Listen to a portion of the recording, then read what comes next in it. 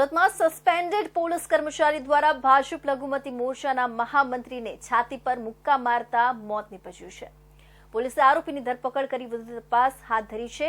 Suspended police કર્મચારી દ્વારા મૃતકના પુત્રની સાસુ વિશે સોશિયલ મીડિયા પર એક વિવાદિત પોસ્ટ મૂકી હતી, જે પોસ્ટ હટાવવા મુદ્દે અને સમાધાન કરવા પિતા પુત્ર સસ્પેન્ડેડ પોલીસ કર્મચારીના ઘરે ગયા હતા, જ્યાં આરોપીએ મુક્કો મારતા મોત નીપજ્યું હતું। સુરત પોલીસના સસ્પેન્ડેડ પોલીસ કર્મચારીની હત્યા કેસમાં ધરપકડ કરવામાં આવી છે। અગાઉ દારૂની હેરાફેરી કેસમાં ઝડપાયેલો સસ્પેન્ડેડ પોલીસ કર્મચારી હત્યા કેસમાં ઝડપાયો છે।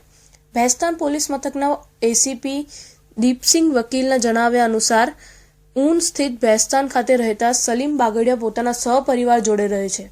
પાંડેસરા પોલીસ મથકમાં ફરજ બજાવતા અને હાલ પ્રોહિબિશનના ગુનામાં સસ્પેન્ડેડ થયેલા પોલીસ કર્મચારી રોનક હિરાનીએ સોશિયલ મીડિયા પર એક વિવાદિત પોસ્ટ મૂકી હતી।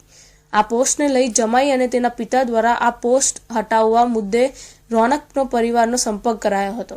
જોકે સુમિત અને તેના પિતા આરોપી રોનક હિરાનીના ત્યાં ગયા હતા, જ્યાં પોતાની સાસુનું પોસ્ટ હટાવી દેવા અંગે બંને પિતા પુત્ર દ્વારા ભારે આજીજી કરવામાં આવી હતી। પોસ્ટ નહીં હટે, હું પોલીસ મથકમાં ફરજ બજાવું છું, તેમ કહી રોનક હિરાનીએ રોફ જમાવ્યો હતો। જે બાદ સુમિતના પિતાને છાતી પર આરોપીએ મુક્કો માર્યો હતો, જે બાદ ઘટના સ્થળ પર જ ઢળી પડ્યા હતા અને મોતને ભેટ્યા હતા। ગતરોજ તારીખ 9/3/2024 રોજ ભેસ્તાન પોલીસ સ્ટેશન વિસ્તારમાં હત્યાનો ગુનો નોંધાયેલ છે, જેમાં સસ્પેન્ડેડ એએસઆઈ રોનક હિરાણી તથા મરણ જનાર સલીમભાઈ બાગડિયા અને તેમના પુત્ર સુમિત સલમભાઈ બાગડિયા વચ્ચે સોશિયલ મીડિયામાં પોસ્ટ મૂકવા બાબતે ઝઘડો થયેલ હતો, જેમાં સલીમભાઈને પેટના ભાગે મૂઢમાર વાગતા તેઓને હોસ્પિટલ લઈ જવામાં આવેલ, જ્યાં ફરજ પરના ડોક્ટર દ્વારા તેમને મૃત જાહેર કરવામાં આવેલ હતા।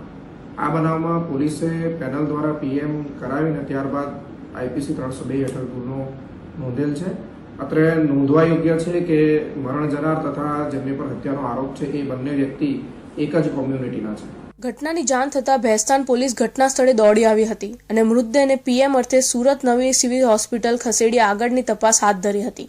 આ દરમિયાન ભેસ્તાન પોલીસ દ્વારા મૃતક સલીમ બાગડિયાના પુત્ર સુમિત બાગડિયાની ફરિયાદના આધારે સસ્પેન્ડેડ પોલીસ કર્મચારી અને હત્યારા રોનક હિરાની સામે હત્યાનો ગુનો દાખલ કરી ગણતરીના કલાકોમાં જ ધરપકડ કરી જેલના સળિયા ગણતો કરી દીધો હતો। હત્યા કેસની વધુ તપાસ ભેસ્તાન પોલીસ દ્વારા હાથ ધરવામાં આવી છે।